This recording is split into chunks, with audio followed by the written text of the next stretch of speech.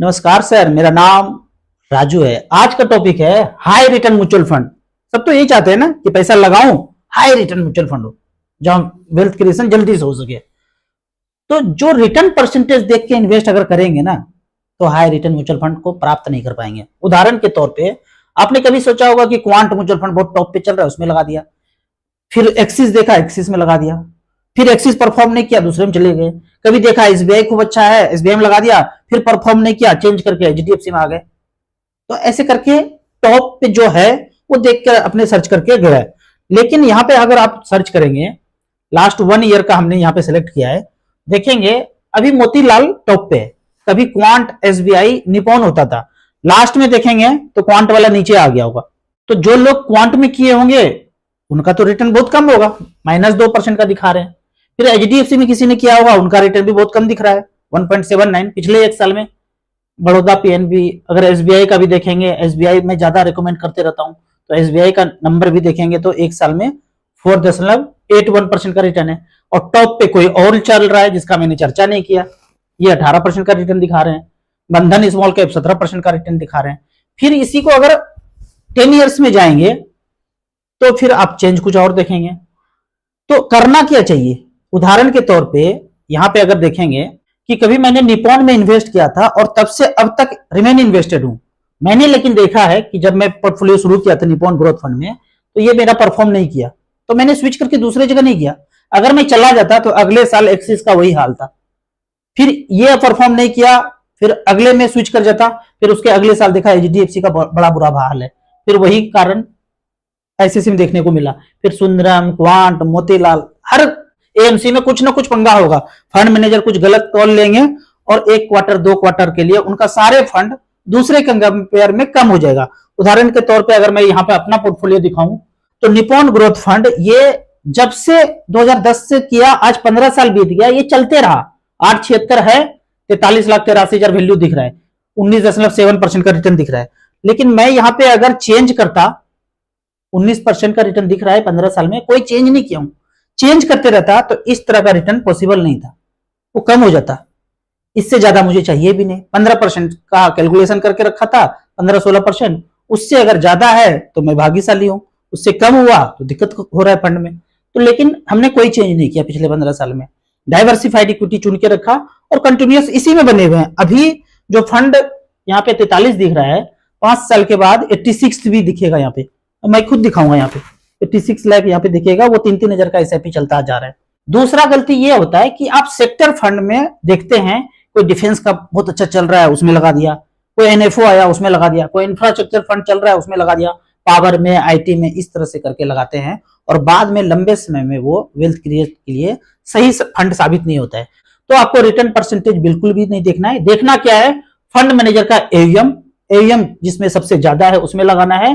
और डाइवर्सिफिकेशन, सबसे ज्यादा कहां फंड मैनेजर डाइवर्सिफाइड कर सकते हैं अपने पोर्टफोलियो को, वहां जाना है। एग्जांपल के तौर पे अगर देखेंगे कि एएम मतलब यहाँ पे स्मॉल कैप सेलेक्ट किया, लास्ट 10 ईयर्स में है, और एएम सेलेक्ट कर लिया, तो सबसे ज्यादा एएम जहां पे है 55,000 करोड़, 30,000 करोड़, 30,000 करोड़, क्वांट में 25,000 करोड़, 22,000 करोड़, 15,000 करोड़, 14,000 करोड़। 2 फंड है आपके सामने, एक में 2,000 करोड़ है, एक में 20,000 करोड़ है। इसने 20-22% का रिटर्न दिया है और ये 16-17% का रिटर्न दिया है। मैं इसी पे इन्वेस्ट करूंगा जिसमें एयूएम ज्यादा है, फंड मैनेजर ज्यादा अच्छे होंगे, एक्सपेंस रेशियो कम होंगे, इसी में बने रहेंगे। ज्यादा से ज्यादा इन्वेस्टर यहाँ पे है, डाइवर्सिफिकेशन होगा, पोर्टफोलियो का साइज बड़ा होगा, नंबर ऑफ स्टॉक्स इसमें ज्यादा होगा, अल्फा बीटा गामा सब इसमें निहित होगा। ज्यादा आपको यहाँ पे छानबीन करने की जरूरत नहीं, पढ़ना है, सब कुछ पढ़ना है, लेकिन आप देखेंगे सब कुछ पैरामीटर यहाँ पे फिट मिलेगा जिसमें ज्यादा एयूएम है। अब यहाँ पे मैं अपने पोर्टफोलियो का बात करूं, ये जो रिकवरी आप देख रहे हैं, जहां की 10 दिन पहले हाहाकार मचा हुआ था, 5 साल लाइफ टाइम हाई मार्केट हो गया, अब नहीं बढ़ेगा, 10 साल तक ऐसे रह जाएगा और गिरेगा, रिसेशन आ जाएगा, ये सब शाब्दिक है, मौखिक है। ये प्रचार प्रसार जो टीवी मीडिया रिंगटोन में हो रहा है ना, सब मौखिक चल रहा है कि रिसेशन होगा, सब कुछ होगा, और धीरे धीरे मार्केट में देखेंगे तो भीड़ बढ़ता हुआ जा रहा है और टीवी पे उल्टा नजर आएगा। तो यहाँ पे जो थोड़ा सा मार्केट बढ़ा है, मेरे पोर्टफोलियो में जो चेंज हुआ है, 7 अप्रैल में लाइफ टाइम लो था पोर्टफोलियो, 1 करोड़ 15 लाख था, और अभी 24 अप्रैल को 1 करोड़ 26 लाख दिख रहा है। 11 लाख का रिकवरी हुआ है। और जो लोग डर गए होंगे, डर के पैसा निकाले होंगे, उनका तो हाल क्या चल रहा होगा, जो जो निकाले हैं उनको ही समझ में आ रहा होगा। 7 अप्रैल में ये 1 करोड़ लगभग 15 लाख 1,1490 दिख रहा है। और आज के डेट में, आज 23 तारीख है, कल का ही एनएवी है, आज का एनएवी तो रात के 9 बजे डिस्क्लोज होगा। तो आज के डेट में 1,2658 लगभग 11 लाख का रिकवरी हुआ है। तो यहाँ पे हाई ग्रोथ फंड का मतलब है स्मॉल कैप माइक्रो कैप लेना है और एईएम ज्यादा वाला में बने रहना है। कुछ भी ऊपर नीचे होगा आपको चेंज नहीं करना है। हाँ, एक ही रामबाण याद रखना है, जब जब मार्केट गिरेगा थोड़ा थोड़ा टॉपअप करते रहना है। अब कुछ कमेंट्स का बात करते हैं। कमेंट्स में कुछ बेहतरीन क्वेश्चन है। सर मेरे पास 20 लाख रुपया है, एचडब्ल्यूपी करना है, कितने फंड में करना है और किस किस फंड में करना है? इसके लिए आपको StarSIP.in में जाइए। पहले तो जो 20 लाख है ना, इसको कोशिश कीजिए 1 साल के अंदर धीरे धीरे करके इन्वेस्ट कर दीजिए। 2-2 लाख रुपया करके 10 महीने में इन्वेस्ट कर दीजिए। फंड आप देख लीजिए, एईएम वाइज हमने सेलेक्ट किया है। उदाहरण के तौर पे यहाँ पे 20 लाख रखा है और 20 से 12,000 रुपया पर मंथ, 10 लाख में 6,000, तो 20 लाख में 12,000 रुपया पर मंथ लेना शुरू किया। SBI इक्विटी हाइब्रिड 20 लाख रुपए रखा और यहां से 12,000 रुपए लेना शुरू किया 2015 से लेके अब तक, तो 14,40,000 रुपया पीछे का डाटा बताता है। ऐसा हम कंपेयर करके दिखा रहे हैं। बैलेंस आज बचा है 32 लाख, 11.18% का रिटर्न दिया है। एईएम देखेंगे 72,000 करोड़। बैंक के पास भी इतना पैसा नहीं होता है, छोटा मोटा बैंक जो घूम रहा है आजकल नया नया, कभी भी कोई बैंक नया खुल जाता है। करना ही क्या है, नंबर ही तो देना है, कागज ही तो देना है, कुछ रखना तो है नहीं, नंबर जनरेट करके देना है। आपको 1 करोड़ लोन लेना है, उसी समय उसी पल जनरेट हो जाता है। आपको गाड़ी का 20 लाख चाहिए, गाड़ी का कागज रखा, उसी पल नंबर जनरेट करके आपको दे दिया जाता है। लेकिन ऐसा था नहीं। इस किताब में सब लिखा हुआ है कि कैसे गुंडागर्दी चल रहा है, 7 समंदर पार कर रहा है। वो धीरे धीरे जो आजादी दिया ना 47 से पहले दूसरे को और अपने को, इसमें सब लिखा हुआ है कि राज करने वाला वही है। एक ही व्यक्ति इस षड्यंत्र को समझते थे, वो थे आईएएस ऑफिसर सुभाष चंद्र बोस जी। उसके अलावा जो भी आया सब नल्ला है। यहाँ पे दूसरा फंड देखते हैं, ICC protection liquidity in debt, तीसरा एचडीएफसी हाइब्रिड इक्विटी। ये तीनों फंड देख लीजिए और अगर इसका कंपेयर करते हैं, 20 लाख रुपया रखा तो आज बैलेंस बचा है 32,33,000, 11% का रिटर्न यहाँ पे दिख रहा है। तो 3-4 फंड में जिसमें एईएम ज्यादा है, इसमें आप डाइवर्सिफाइड करके 2-2 लाख रुपया करके 10 महीने में लगा देंगे और ऑप्ट कर लेंगे। Review my portfolio, Parag Parikh flexi cap 4,000, Nippon India small cap 4,000, SBI multi cap 3,000, HSBC mid cap 4,000। Portfolio okay है, वेल्थ क्रिएशन 15 से 20 साल के लिए डाइवर्सिफाइड है, काफी अच्छा है।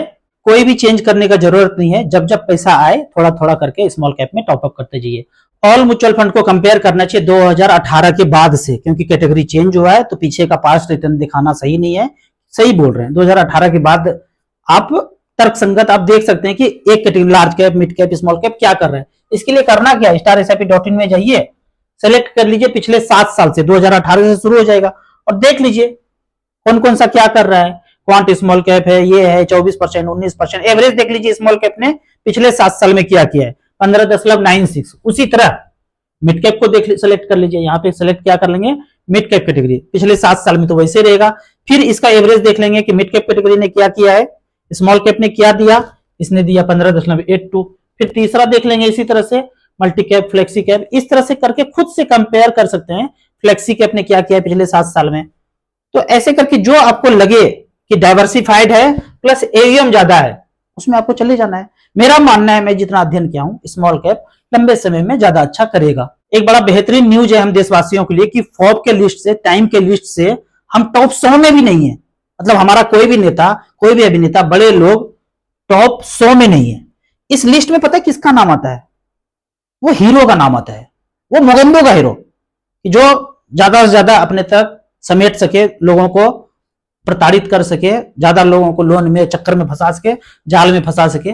जो ज्यादा फंसा पाएगा उस 100 के लिस्ट में इनका नाम आएगा, टाइम मैगजीन में, फॉर्ब में इसका नाम आएगा।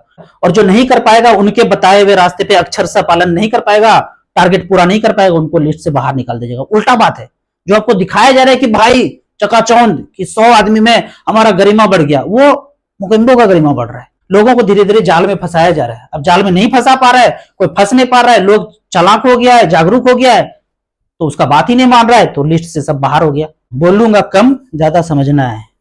अगला है जेन सोल इंजीनियरिंग शेयर के बारे में बताएं, घोटाला हुआ है, 1200 से 120 आ गया। ये रोज कुछ ना कुछ होते रहता है, शेयर से दूर रहिए, सब जगह हो रहा है, ठीक है।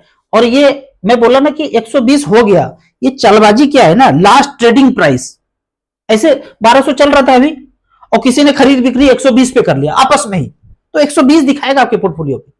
जैसे कि आपने 10 प्लॉट लिया है, 2 प्लॉट का किसी ने 2-2 लाख रुपए में ट्रांजेक्शन दिखा दिया, तो सबका प्लॉट का 2 लाख वैल्यू हो गया।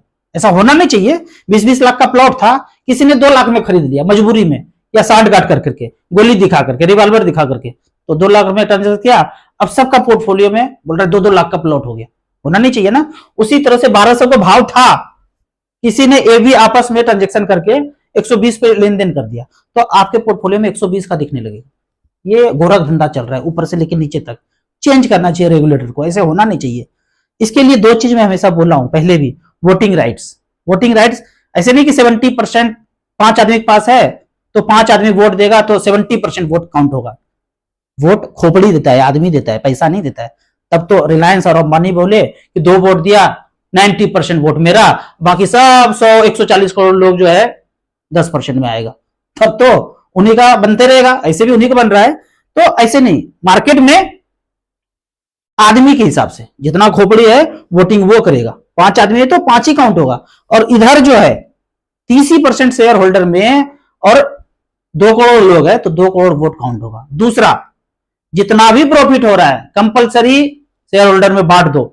ये नहीं कि मंगल ग्रह पे जा रहा हूं, जा नहीं रहे हो, दिखा रहे हो खाली टीवी मीडिया रिंगटोन से लाइट कैमरा एक्शन करके। ये 2 चीज को चेंज करना जरूरी है। अगले में देखना है, यहां बोल रहे हैं कि चुनाव के बाद पुलवामा का फाइल क्लोज करवा दिया, और अभी वाला जो हुआ है बोलते इसका जांच कराएंगे, एक एक को छोड़ेंगे नहीं।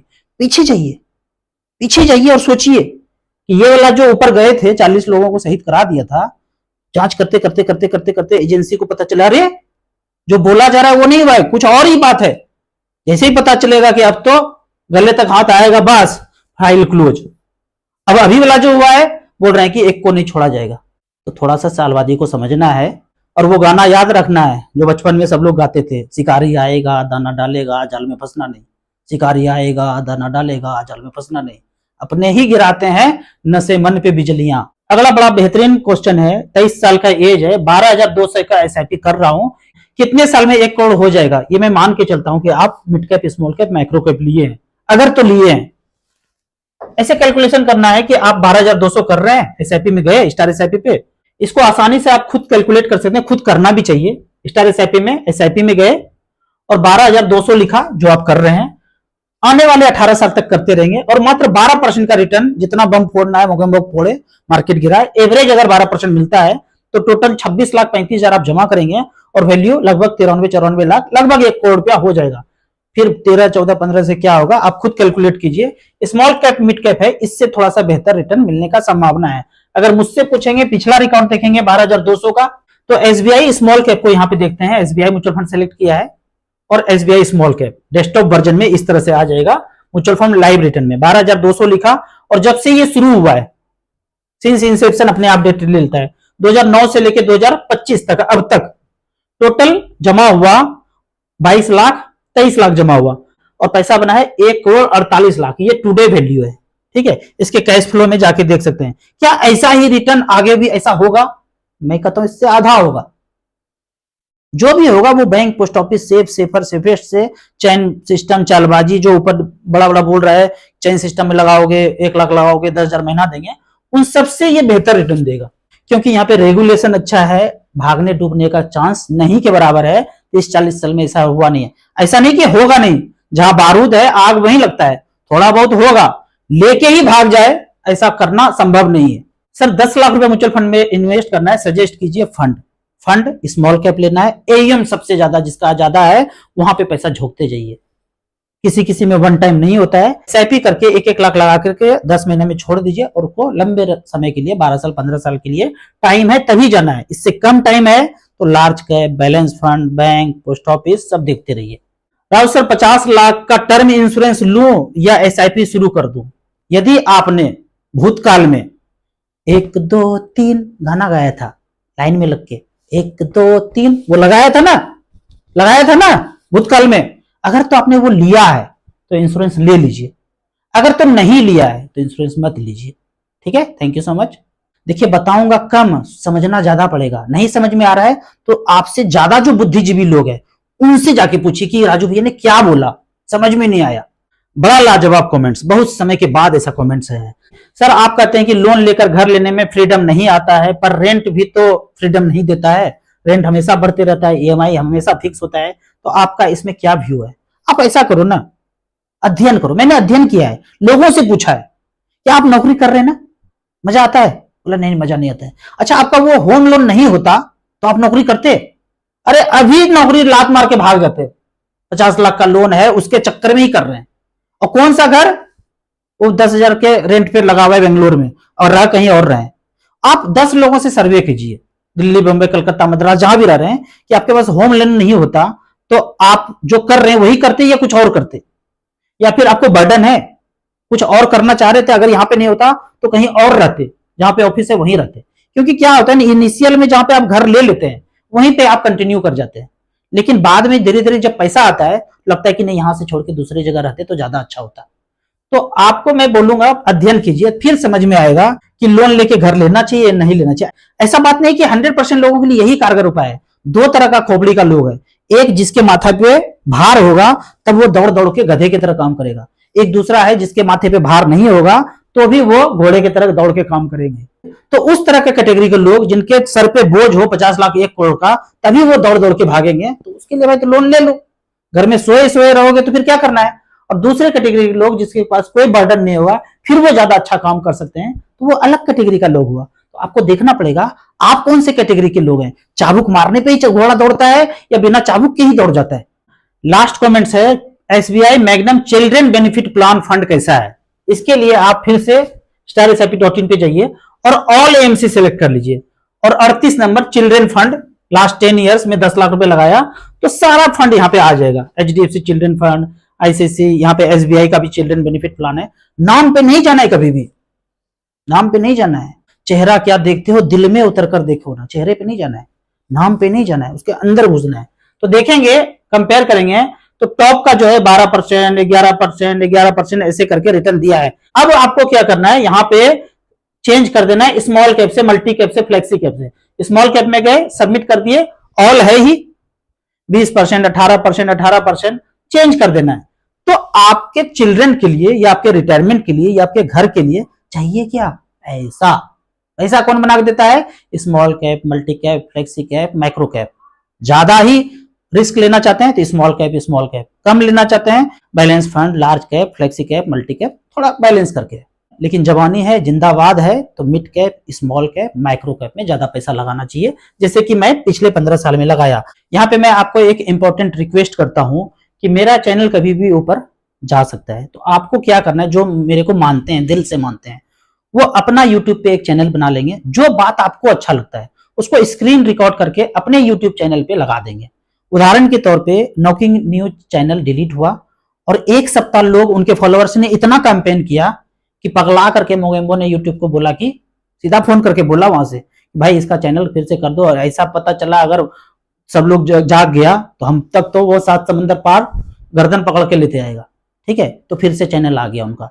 तो आपको क्या करना है, जो हमको मानते हैं, प्यार करते हैं, आप क्या करेंगे, अपना एक यूट्यूब चैनल बना लेंगे, तुरंत बन जाता है यूट्यूब पे। और जो बात आपको अच्छा लगता है 30 सेकंड 1 मिनट का स्क्रीनशॉट बना करके उसमें डाल देंगे। जब मेरा जाएगा तो अपने ही चैनल पे आप जो सोचते हैं मेरे लिए वो अपने चैनल पे डालना है, वो बोलना है, ताकि पगला करके दूसरे ही दिन मेरा चैनल फिर से आ जाए। नहीं आएगा तो कोई बात नहीं, दूसरे चैनल पे फिर से बातें करते रहेंगे। आपको इसी तरह या उसी तरह मच फंड के बारे में और कुछ जानना है, इन्वेस्टमेंट के बारे में जानना है, तो इस नंबर पर मुझे व्हाट्सएप कर सकते हैं। आपको याद दिला दूं, मैं एक MP registered mutual fund distributor हूं। आप इसी तरह से कमेंट सेक्शन में क्वेश्चन पूछते रहिए। वीडियो अच्छा लगता है तो लाइक एंड शेयर जरूर करें। Thank you so much.